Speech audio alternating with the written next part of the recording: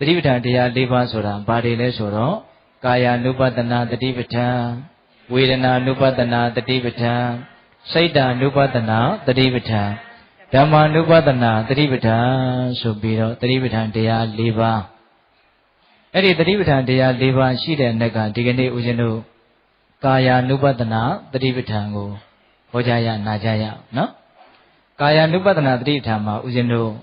အပိုင်း14ပိုင်းရှိတယ်နော်14ပိုင်းကြီးနာရမှာဆိုတော့ပေတပေါင်းတော်ကောင်းတို့စိတ်ထဲမှာတရားကအရင်ကြီးများရှေ့မှာလာလို့လဲမစိုးရိမ်နဲ့နော်ဒီမြတ်စွာဘုရားဟောတဲ့တရားစကားတိုင်းကိုအဖို့နဲ့ကထိုက်တန်တဲ့ပရမညာယရနာတွေလိုစိတ်ထဲမှာသဘောထားပြီးတော့မြတ်စွာဘုရားကတတ္တဝါတွေကိုချမ်းသာစေခြင်းလို့နေကောင်းလမ်းကောင်းတွေကိုပြည့်ပြည့်စုံစုံဟောထားတာတလုံးမကြံတို့တန်ဖိုးထားပြီးတော့မျက်မျက်နှုံနှုံနာယူမယ်ခံယူမယ်လို့စိတ်ထဲကအဲ့ဒါလိုတရားတရားကိုဖြစ်စေပြီးတော့နော်ဒီ14ပိုင်းလုံးကိုစိတ်ရှိလက်ရှိဦးဇင်းတို့ကလည်းပြောမယ်ပေတပေါင်းတော်ကောင်းတို့ကလည်းပဲမိမိရဲ့အကျိုးစီးပွားစစ်မှန်သောဤအဖြင့်ရှားဖွေတယ်လို့သဘောထားပြီးတော့တန်ဖိုးထားပြီးမျက်မျက်နှုံနှုံနာယူကြဖို့မလိုဘူးလားလိုပါတယ်အပိုင်းဘယ်နှပိုင်းလဲ14ပိုင်းအဲ့ဒီ14ပိုင်းမှာဦးဇင်းတို့နံပါတ်1ကအာနာပါနပပ္ပတဲ့ဝင်လေထွက်လေကိုရှုမှတ်တဲ့အပိုင်းပေါ့နောက်နံပါတ်2ကဣရိယာပဋ္ဌပပ္ပတဲ့နော်ဣရိယာပုတ်၄ပါးကိုရှုမှတ်ပွားများတဲ့အပိုင်းပေါ့နော်နောက်ဦးဇင်းတို့နံပါတ်3ကတမ္ပဇင်ညပပ္ပတဲ့နော်ခန္ဓာကိုယ်ရဲ့အသေးစိတ်အမူအရာတွေကိုတတိတမ္ပဇင်တရားရှေ့ထားပြီးတော့ပွားများရှုမှတ်တဲ့နေပေါ့နော်ပြီးတော့ဦးဇင်းတို့ပฏิကူလမနတိကာရပပ္ပတဲ့ဒီခန္ဓာကိုယ်ထဲမှာတင့်တယ်တာရဲ့လို့ဘာမှမရှိဘူးရွှန်ရှာဆက်စုပ်ဖွယ်တာရှိတယ်လို့ခန္ဓာကိုယ်ရဲ့အင်္ဂါအစိတ်အပိုင်းများကိုရှုမှတ်ပွားများတဲ့နေပေါ့32ခုထာတာကိုရှုမှတ်တဲ့နေပေါ့နော်ပြီးတော့ဦးဇင်းတို့နံပါတ်5ကဓာတုမနတိကာရတဲ့ဒီခန္ဓာကိုယ်မှာဓာတ်ကြီး၄ပါးအစုအဝေးမျှတာဖြစ်တယ်ဆိုတာကိုသိမြင်နားလည်အောင်ရှုမှတ်တဲ့နေလို့ဒါအပိုင်းကြီး5ပိုင်းနောက်6ခုမြောက်အပိုင်းကြတော့သူကနဝတိဝတိကပပ္ပတဲ့သင်္ချိုင်းကုန်းမှာစွန့်ပစ်ထားတဲ့နော်ရုပ်အလောင်းကောင်တွေကိုမိမိရဲ့ခန္ဓာကိုယ်နဲ့နှိုင်းယှဉ်ပြီးတော့ငါဟာလည်းပဲဒီနေ့တစ်ချိန်မှာအဲ့ဒါလိုဖြစ်ရမှာလို့မိမိခန္ဓာကိုယ်ကိုအဲ့ဒီရုပ်အလောင်းကောင်တွေလိုဖြစ်ရလိမ့်မယ်ဆိုတဲ့အပိုင်းနဲ့ပတ်သက်ပြီးတော့ဟောထားတာနဝတိဝတိကပပ္ပတဲ့အဲ့ဒါကသူက9ပိုင်းရှိတယ်နော်သင်္ချိုင်းကုန်းမှာစွန့်ပစ်ထားတဲ့အလောင်းကောင်တွေနဲ့ပတ်သက်ပြီးတော့ဟောထားတာက9ပိုင်းစောတော်တုန်းက5ပိုင်းနဲ့ပေါင်းလိုက်တော့14ပိုင်းပေါ့နော်အဲ့ဒါကိုပေသက်ပေါင်းတော်ကောင်းတို့ခွေတွေလည်းရှိနေတာဆိုတော့အသေးစိတ်ပြန်ပြီးတော့နာယူလို့လည်းရတာပေါ့ဟုတ်လားပြီးရင်ကိုကြိုက်တဲ့နေနဲ့ဒါနှလုံးသွင်းလို့ရတယ်စဉ်းစားလို့ရတယ်ဆင်ခြင်လို့ရတယ်ကိုကနေကိုသိသွားပြီဆိုလို့ရှိရင်ဒါလွယ်လွယ်ကူကူမိမိတို့နှလုံးသွင်းမယ်အာယုံပြုတ်မယ်ဆိုရင်မရနိုင်ဘူးလားရနိုင်တယ်ဒါကြောင့်ကိုယ့်ရဲ့ဘဝမှာစိတ်ကိုတကယ်ချမ်းသာစေတဲ့တရားစောစောကပြောခဲ့တဲ့အကျိုးကျေးဇူး9မျိုးကိုရစေနိုင်လို့တန်ဖိုးဖြတ်လို့မရတဲ့အရာလို့နားလည်ပြီးတော့မျက်မျက်နှုံနှုံကိုတရားဓမ္မတို့ဦးဇင်းတို့တွေမှတ်သားကြရမှာဟုတ်ရလားအဲ့တော့ဦးဇင်းတို့နံပါတ်1အာနာပါနပပ္ပကစပြီးတော့တွားကြရအောင်နော်အဲ့ဒီမှာဦးဇင်းတို့ကာယ ानु ပတနာဘိုင်းကိုစပြီးတော့မြတ်စွာဘုရားဟောမယ်ဆိုတော့အာနာပါနကိုအရင်ဟောတယ်အာနာပါနကိုအထုတ်မယ်ဆိုလို့ရှိရင်သူကနေရာလေးကိုအရင်ရွေးသေးတယ်မြတ်စွာဘုရားကနော်နေရာဘယ်လိုရွေးလဲဆိုတော့ဦးဇင်းတို့အရိညကတောဝါဒုက္ခမူလကတောဝါတုံညာခါရကတောဝါတဲ့နော်ဖြစ်နိုင်လို့ရှိရင်အရိညကတောဝါလူသူကင်းစိတ်တဲ့တောတွေကိုသွားပြီးတော့လုပ်ပါတဲ့နော်အဲ့ဒါမှမရသေးဘူးဆိုရင်ဒုက္ခမူလကတောဝါသစ်ပင်ရင်တစ်ခုခုမှာသစ်ပင်ရဲ့အောက်မှာဒီအာနာပါနကမ္မထံကိုရှင်းပြမှာနောက်ဦးဇင်းတို့အဲ့ဒါမရဘူးဆိုရင်တုံညာကာရကတောဝါစိတ်ငြိမ်တဲ့နေရာလူသူအတန်ကင်းစိတ်တဲ့နေရာဖြစ်တယ်ဆိုရင်လေဒါရပါတယ်ပေါ့အဲ့တော့မိမိတို့အိမ်မှာပဲဒါစိတ်ငြိမ်တဲ့အခန်းထဲမှာဘုရားကန်းထဲမှာကြိုးစားအထုတ်ရင်လည်းရတယ်ဆိုတဲ့အဓိပ္ပာယ်ပါပဲဖြစ်နိုင်ရင်တော့တောတောင်သစ်ပင်နော်ဒီလိုနေရာမျိုးတွေမှာကြိုးစားအထုတ်တာဟာစိတ်ကိုပိုးပြီးတော့တတိကိုလည်းဖြစ်စေတယ်တောထဲမှာဆိုလို့ရှိရင်တတိကပိုးပြီးတော့ကြီးတယ်ပေါ့စတော်ကြီးကဗမာခကျုပ်စတော်ကြီးကတော့သူကအဲ့လိုပြောတယ် လူတွေအချင်းချင်းနဲ့အတူတူနေရတော့စိတ်ချတယ်ဆိုတဲ့အပိုင်းနဲ့တတိသိပ်ပြီးတော့အားမရှိကြဘူးပေါ့နော်တော်တဲ့တောင်ထဲမှာဆိုလို့ရှိရင်ငါတယောက်တည်းရဲ့ဆိုတဲ့အတိနဲ့တတိကပို့ပြီးတော့အားကောင်းတယ်လို့ဆိုတာဟုတ်လားဒါကြောင့်ဦးဇင်းတို့တော်တဲ့ကိုတတ်နိုင်ရင်တော်တဲ့မှာသွားပြီးတော့အားထုတ်နော်ဒီကနေ့ခေတ်တော့သိပ်ပြီးတော့မလွယ်ဘူးပေါ့ဟုတ်လားပြီးတော့ဗာလဲသစ်ပင်ရဲ့အောင်ပြီးတော့ဗာလဲစိတ်ငြိမ်တဲ့နေရာဘယ်နေရာမျိုးမဆိုစိတ်ငြိမ်တယ်ဆိုလို့ရှိရင်ဒီအာနာပါနကမ္မထံကိုစီပြန်လို့ရအဲ့ဒါလိုနေရာရွေးပြီးတဲ့နောက်မှာနိတိတတိပန္လင်္ကာအာဘုစိတ်တော်ဟာဥဇုံကာယပဏိဓာယတဲ့ခန္ဓာကိုယ်ကိုယောက်ျားလေးဆိုလို့ရှိရင်တင်မလေးခွေထိုင်ဟုတ်လားမိန်းကလေးဆိုလို့ရှိရင်ထက်ဝက်တင်မလေးလို့ဆိုတဲ့ကျုံကလေးထိုင်ပြီးတော့ခါကိုစမ်းစမ်းထားခေါင်းလေးကိုတဲတဲ့ထားပြီးတော့ပရိမုခံတတိဥပထပိတဝါတဲ့မိမိရဲ့တတိကိုကမ္မထံအာယုံမှာရှုပြီးတော့ညှို့ရမယ်ပို့ထားရမယ်ပေါ့အယံတဲ့အနေထားဟုတ်လားအဲ့ဒါလို့ရှုထားပြီးတော့မှသောတတောဝအတ္တတတိတတောဝပတ္တတတိတဲ့စပ်ပြီးတော့ဟောတယ်နော်ဝင်တဲ့နေရာမှာလေကလေးကိုရှုလိုက်တဲ့နေရာမှာတတိကလေးနဲ့ရှုပါတဲ့နော်သောတတောဝအတ္တတတိတတောဝပတ္တတတိတဲ့ဟောထွက်လေလေးထွက်သွားတဲ့အခါမှာလဲတတိကလေးထားလိုက်ပါနော်ဝင်သက်ထွက်သက်ကိုတတိ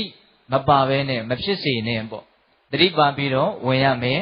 တတိနဲ့ထွက်ရမယ်ဟောအဲ့ဒါလို့စခိုင်းနေနော်အဲ့ဒါလို့ဝင်သက်ထွက်သက်ကိုတတိနဲ့စပြီးတော့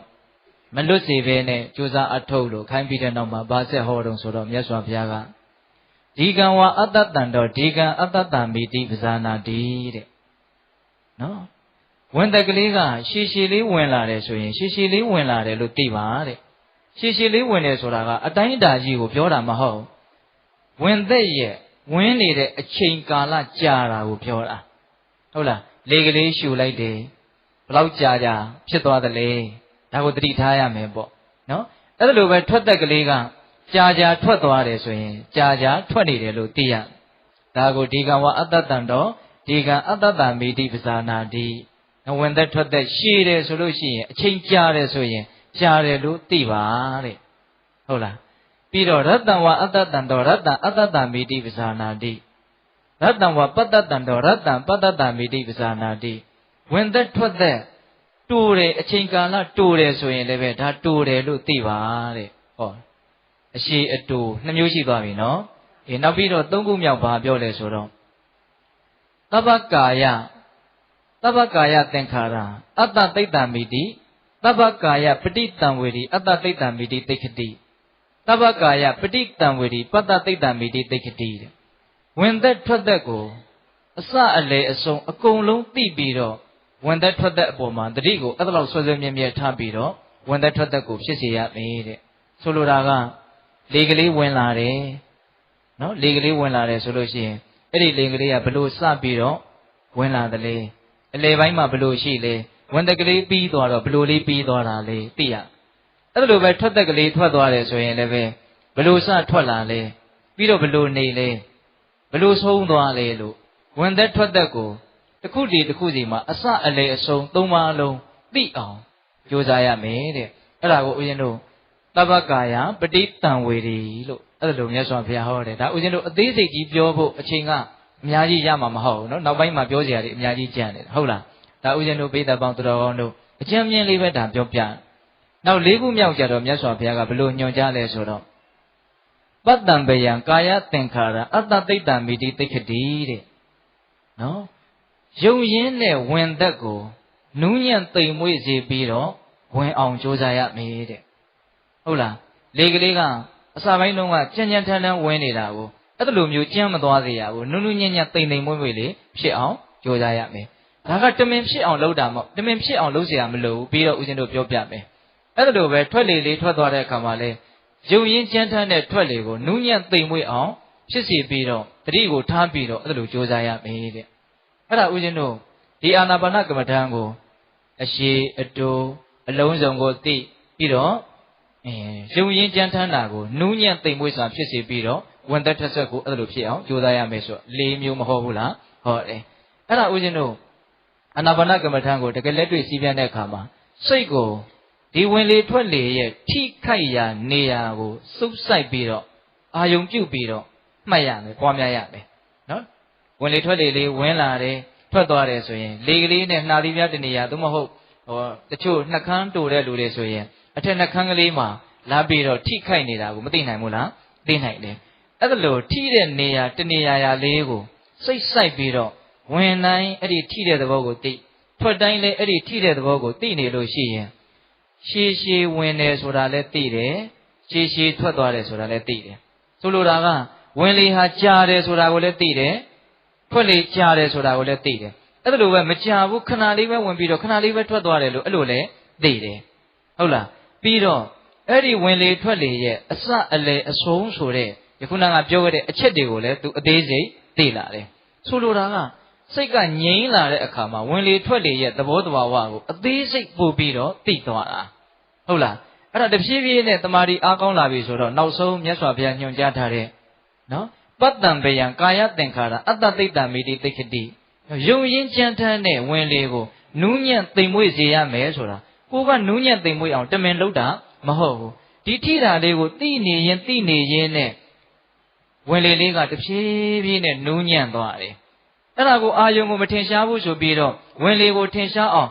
အဲ့လိုကြီးမလုပ်ရဘူးတဲ့နော်အဲ့လိုလုပ်လို့သိတာကကိုယ့်ရဲ့တမာရီရဲ့အစွမ်းမဟုတ်ဘူးအာယုံကကြမ်းထမ်းလို့ကိုကသိတာဟုတ်လားအာယုံနှုတ်သွားရင်အဲ့ဒီနှုတ်တာလေးကိုပဲလိုက်ပြီးတော့သိနိုင်အောင်ကြိုးစားရမယ်အဲ့ဒီကြတော့မှတမာရီကပို့ပြီးတော့ကြီးလာတယ်ဆိုတဲ့အဓိပ္ပာယ်ပေါ့ဟုတ်လားမိတ္တတို့နားလည်မယ်ထင်ပါတယ်နော်အဲ့လိုပဲကြမ်းထမ်းတဲ့ထွက်လေကိုသိမ်မွေ့စွာလုပ်ရမယ်ဆိုတာကဒီလိုဒလဇက်တတိထားပြီးတော့နေခြင်းဒီပင်လေဝင်လေထွက်လေလေးကတဖြည်းဖြည်းနဲ့ဒါသိမ်မွေ့သွားတယ်အဲ့လိုသိမ်မွေ့တဲ့အခါမှာနောက်ဆုံးသူကဝင်နေတာမှဟုတ်ပါရဲ့လားထွက်နေတာမှဟုတ်ပါရဲ့လားရှိမှရှိသေးရဲ့လားဝင်လေထွက်လေကရှိမှရှိရဲ့လားလို့ဆိုတဲ့အဆင့်ထိရအောင်သူကနူးညံ့သိမ်မွေ့သွားလိမ့်မယ်အဲ့ဒါလို့ဆိုရင်လည်းဝင်လေထွက်လေကိုကြမ်းထမ်းအောင်မလုပ်ရဘူးအဲ့ဒီနူးညံ့မာတယ်ဆိုတာလေးကိုပဲစိုက်ပြီးတော့ဒါစိတ်အလုံးနော်ဒီကိစ္စမကြီးများဟုတ်လားအဲ့ဒါကိုဘာလုပ်ရမလို့သိအောင်ကြိုးစားရမယ်ဟုတ်လားအဲ့ဒါလို့ဝင်လေထွက်လေကိုတကယ်ဒလဇက်ထိမှုကိုတိပြီးတော့နေပြီဒလဇက်သိနေပြီဆိုလို့ရှိရင်ဘာတွေဆက်တည်လာမလဲတော့အဲ့မှာမြတ်စွာဘုရားကဟောအစ္ဆတံဝါကာယေကာယ ानु ပတ္တိဝိဟရတိတဲ့ကိုယ်ခန္ဓာကိုယ်မှာဝင်လေထွက်လေရှိနေတယ်ဆိုတာကိုအဲ့ဒီပုဂ္ဂိုလ်သိတယ်ဒါအတွင်းကိုသိတယ်ပေါ့နောက်ဗဟိတဝါကာယေကာယ ानु ပတ္တိဝိဟရတိအဲ့လိုသိရင်းနဲ့စိတ်ကဘယ်လိုအောင်းမိလဲဆိုတော့သူများခန္ဓာကိုယ်လည်းဒီလိုဝင်လေထွက်လေနဲ့ရှင်သန်နေတာပဲ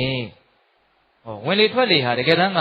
အသက်ရှင်သန်ရေးအတွက်ဒလဇက်လုပ်နေရတဲ့အလုပ်ကိစ္စတစ်ခုနော်တခါကြီးဒီမှကြီးများဒါကိုဒကာသမားတို့ဦးဇင်းတို့တွေကရှင်သန်ရေးအတွက်အလွန်အရေးကြီးတယ်လို့မသိဘူးနော်စားရတော့ရမှဒါရှင်သန်ရေးအတွက်ဆေးကူရမှရှင်သန်ရေးအတွက်အရေးကြီးတယ်လို့ထင်တာဒီလေကလေးကပိဿပေါင်းသူတော်ကောင်းတို့မိနစ်ပိုင်းတောင်မှမရလို့မဖြစ်ဘူးဟုတ်ရဲ့လားအဲ့ဒါအမြဲတမ်းမလုပ်နေရတော့ဒီခန္ဓာကိုယ်ကလုံနေတယ်ဟုတ်ရဲ့လားအေးအဲ့ဒါလုံနေတယ်အဲ့တော့ကိုယ်လည်းဝင်လေထွက်လေဟာအမြဲတမ်းရှိနေတယ်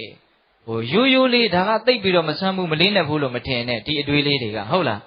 အဲ့ဒါလိုပဲငါခန္ဓာကိုယ်ဟာဝင်လေထွက်လေကိုအမိပြုတ်ပြီးတော့တည်တတ်နေသလိုဒီခန္ဓာကိုယ်ဟာဝင်လေထွက်လေဟာအမြဲတမ်းရှိနေသလိုတခြားသောပုဂ္ဂိုလ်တွေရဲ့ခန္ဓာမှာလည်းပဲဝင်လေထွက်လေရှိနေတယ်လို့စိတ်ကတွေးမိသွားတယ်ဟုတ်လားသိသွားတယ်အဲ့ဒါဗဟိတဝါကာယေကာယ ानु ပတ္တိဝိဟရတိသူများရဲ့ခန္ဓာမှာလည်းပဲဝင်လေထွက်လေရှိတယ်ဆိုတာကိုသိတယ်ဆိုတဲ့အဓိပ္ပာယ်ပေါ့ဟုတ်ရလားတမင်သူများခန္ဓာမှာရှိတဲ့ဝင်လေထွက်လေကိုရှုလို့ရတာမျိုးကိုဆိုလိုတာမဟုတ်ဘူးတဲ့မာကြီးစတော်ဘုရားကြီးရှင်းထားတာရှိနော်ကိုယ်ခန္ဓာမှာဝင်လေထွက်လေကိုရှုရင်းနဲ့သူများခန္ဓာမှာလည်းဒါမျိုးတွေရှိနေတာပဲလို့သိတာကိုရည်ရွယ်ပြီးတော့ပြောတာတဲ့ဟုတ်ရလားအဲ့ဒါလို့သိရင်းနဲ့နောက်ပိုင်းကျတော့ဘယ်လောက်ထိသိလာလဲဆိုတော့သမုဒိယဓမ္မ ानु ပတ္တိဝါဖြစ်ချင်းသဘောတရားကိုသိလာတယ်နော်ဝင်လေထွက်လေရဲ့ဖြစ်ချင်းသဘောတရားကိုသိလာတယ်နောက်ဝေယဓမ္မ ानु ပတ္တိဝါဝိဟရတိဒီဝင်လေထွက်လေရဲ့ပြည့်ချင်းသဘောတရားကိုသိလာတယ်ဟုတ်လားအဲ့ဒါမဟာကြီးစတော်ဘုရားကြီးကဒီအဖွင့်အထက်ကရာမှာတော့သူကဝင်လေထွက်လေကိုရှုရင်းနဲ့သမုဒိယဓမ္မ ानु ပတ္တိဝါဆိုတာကဖြစ်ကြောင်းတရားပေါ့ဒီလေတွေဟာဘာကြောင့်ဖြစ်လာတယ်ဒီပြက်ကြောင်းတရားဒီလေတွေဟာဘာကြောင့်ပြက်သွားတယ်ဖြစ်ကြောင်းပြက်ကြောင်းပဲအထက်ကရာကဖွင့်တယ်တဲ့ဒါမဲ့စတော်ကြီးကတော့ဖြစ်ကြောင်းပြက်ကြောင်းကိုသိရင်ဖြစ်ချင်းပြက်ချင်းကိုလည်းသိတယ်တဲ့ဒါကြောင့်ဖြစ်ချင်းပြက်ချင်းကိုသိတယ်ဆိုတာလည်းပဲဒါအမှန်ပဲဆိုပြီးတော့စတော်ကြီးကအဲ့လိုဆုံးဖြတ်တယ်ဟုတ်ရဲ့လားဆိုလိုတာက ဒီဝင်လေထွက်လေကိုပိဿပေါင်းသူတော်ကောင်းတို့တတိကြီးစွာထားပြီးတော့နော်ဝင်တိုင်းထွက်တိုင်းတတိတလက်ဆက်ထားပြီးတော့လေ့ကျင့်မယ်ဆိုလို့ရှိရင်ဒီလေလေးရဲ့ဖြစ်ပေါ်လာတဲ့သဘောအကုန်ဆုံးသွားတဲ့သဘောဒီဝင်လေထွက်လေကိုတိနေတဲ့နံတရားတွေရဲ့ဖြစ်ပေါ်လာတဲ့သဘောပျက်စီးသွားတဲ့သဘောဖြစ်ချင်းပြက်ချင်းကိုအသေးစိတ်သိကိုသိမယ်မြင်ကိုမြင်မယ်တဲ့အဲ့ဒါဝိပဿနာဉာဏ်ကိုကူးသွားတာနော်ဒီမိုင်းမြဝင်လေထွက်လေကိုရှုရင်းနဲ့ဝိပဿနာဉာဏ်ကိုကူးသွားတာအဲ့ဒီလိုဝင်လေထွက်လေကိုဖြစ်ချင်းပြက်ချင်းကိုမြင်ပြီးတော့သိပြီးတော့ဉာဏ်နေချင်းလာတော့ဘာဖြစ်တုံးဆိုတော့ဟောအဋ္ဌိကာယောတိဝါပနတ္တတတိပိစုပဋ္ဌိတာဟောတိယာဝဒေဝညာဏမတ္တာယယာဝဒေဝပဋိတ္တိမတ္တာယအနိတ္တိတောသဝိဟရတိနာသကိဉ္စီလောကေဥပါဒိယတိတဲ့ဟိုပါဠိလေးတွေရွတ်တာကဟိုမြတ်စွာဘုရားပြောထားတာဟာလက်တွေ့ကိုတကယ်အားထုတ်တဲ့အခါမှာကိုယ်တန်တမှာဖြစ်လာပြီဆိုလို့ရှိရင်အော်ဘုရားလည်းဒီလိုဟောထားတာဒါကြောင့်ငါမှတွေ့နေကြုံနေတာဖြစ်နေတာတွေဟာဘုရားဟောတာနဲ့ညီတယ်လို့အားဖြစ်စေခြင်းလို့ဦးဇင်းကဒီပါဠိလေးတွေကိုရွတ်ပြတာဟုတ်ရလားအေးအဋ္ဌိကာယောတိဝါပနတ္တတတိပိစုပဋ္ဌိတာဟောတိတဲ့အဓိပ္ပာယ်ကဘာလဲဆိုတော့အဲ့ဒီဝင်လေထွက်လေကိုပိဿပေါင်းသူတော်ကောင်းတို့ဦးဇင်းတို့တွေတကယ်သတိထားပြီးတော့ကြိုးစားနေမယ်ဆိုလို့ရှိရင်အတိညာဏ်ကဘလို့ဖြစ်လာတော့ဆိုတော့အဋ္ဌိကာယောတိတဲ့ဩဒီဝင်လေထွက်လေရုပ်အပေါင်းကာယမျှတာဖြစ်နေပါလားဟုတ်လားငါဆိုတာမပါဘူးသူဆိုတာမပါဘူးတတ္တဝါဆိုတာမပါဘူးအဲ့ဒီအမြင်တွေကရှင်းသွားတယ်ပေါ့ဟုတ်လားဒီဝင်လေထွက်လေလေးပဲရှိတယ်ဒီဝင်လေထွက်လေလေးပဲတကယ်အရှိတရား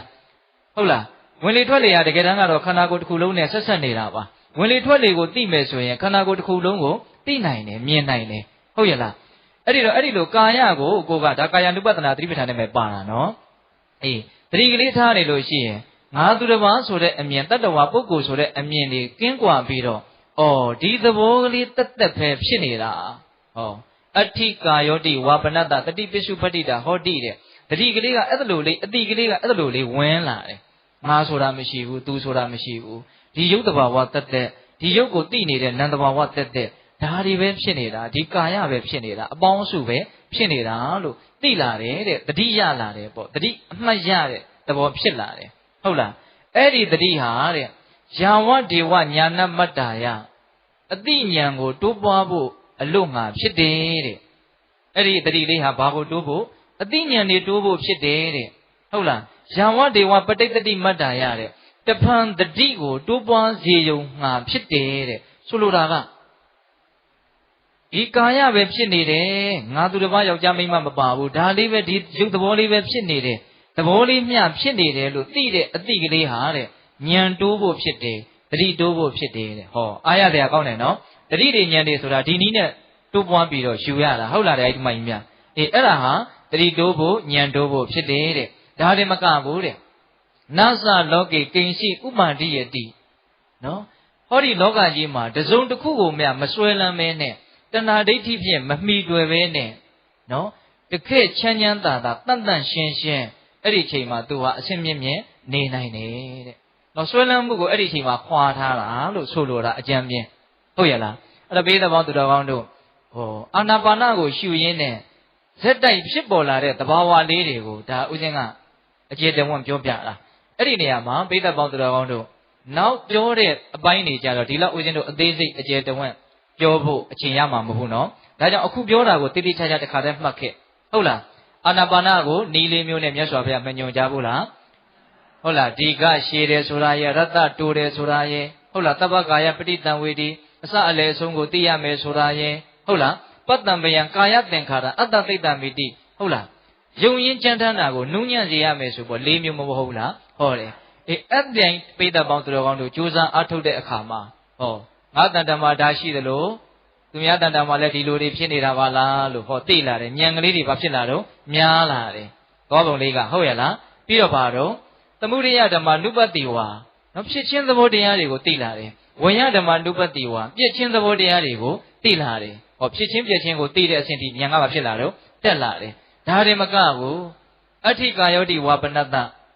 နော်ကာယမျှတာဖြစ်နေတယ်ဒီရုပ်ပိုင်းလေးဒီရုပ်ကလေးဖြစ်နေတယ်ရုပ်ကလေးမျှဖြစ်နေတယ်ပုဂ္ဂိုလ်တ attva မပါဘူးပေါ့ဟုတ်လားအဲ့ဒါလို့သိလာတယ်အဲ့ဒီအတိဟာတတိတွေတိုးပွားဖို့ဉာဏ်တွေတိုးပွားဖို့အလို့ငါတာဖြစ်တယ်မစွဲလန်းခြင်းအလို့ငါတာဖြစ်တယ် မစွဲလမ်းမဲနဲ့တဏှာဒိဋ္ဌိအညီအကျေးမတီးပဲနဲ့တန်တန်ရှင်းရှင်းစိတ်ကလေးဟာဖြစ်မနေဘူးလားဖြစ်နေတယ်ဟောအဲ့ဒီအကျိုးတရားပိုင်းဆိုင်ရာလို့ပြောကြပါစို့နော်အဲ့ဒီသိတဲ့အပိုင်းကြတော့သူကအာနာပါနကိုရှုမှအဲ့လိုသိတာမဟုတ်နောက်ပြောမဲ့အပိုင်းတွေကိုရှုလို့ရှိရင်လည်းအဲ့ဒီအကျိုးရလတ်သဘောမျိုးဟုတ်လားအဲ့ဒီသဘောတဘာဝမျိုးကဖြစ်ကိုဖြစ်မှာဟုတ်လားနောက်ပြောတဲ့အပိုင်းတွေကြတော့ဦးဇင်းတို့ကအကျဉ်းမြင့်ပဲပြောသွားတော့မှာဟုတ်ရလားအခုဦးဇင်းတို့ဒါအာနာပါနပပပဲဒီဥစ္စာကနော်အာနာပါနဟာ